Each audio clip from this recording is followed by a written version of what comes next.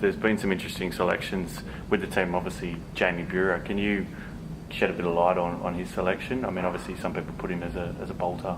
Yeah. No, it's his first game. He's only a young player, but he can cover a number of positions. And he can handle hooker, he can play in the back row, and he can play 5'8". So he's been playing really well for Manly.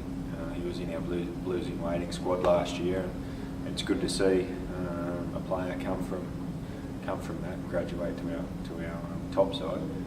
But he'll do a job for us. And I think being at Manly, Manly players with the squad they've got and the way they've played over the last few years, they're tough. And he comes pretty well endorsed by blokes like Glenn Stewart and Brett and Chop Wapmau, and those sort of guys couldn't give him enough raps. So it's that was all we needed, and Sticky and Mozo were happy to go with him, and he'll do really well. Do you think he'll come in at hooker at some stage potentially? Yeah, it'd be hard to ask Robbie to play 80 minutes. If he can, well great, but we certainly don't want to put that pressure on him. And if need be, Jamie can fill in hooker.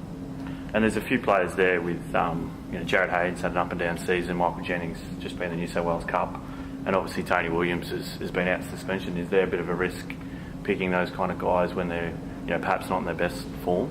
Yeah, I don't think there's a risk. We've certainly picked blokes before who haven't been in great form at club level, but they can do a job for you.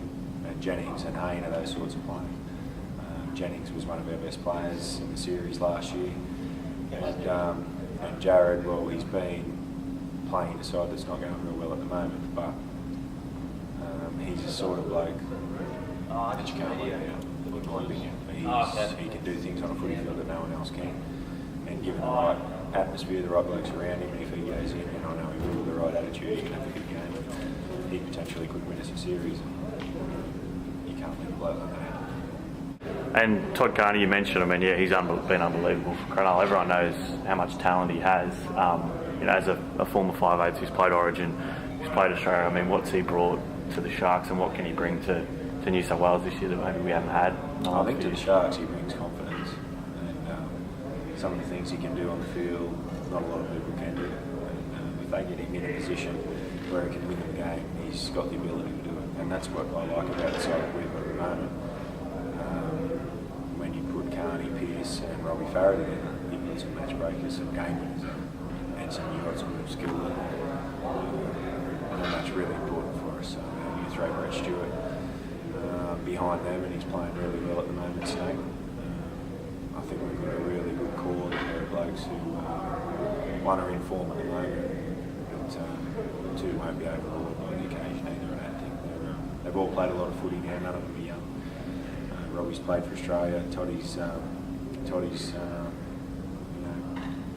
had his great year there a few years ago, and he's done really well to get back where he is. And Mitchell, he's a future leader of the state, let's say.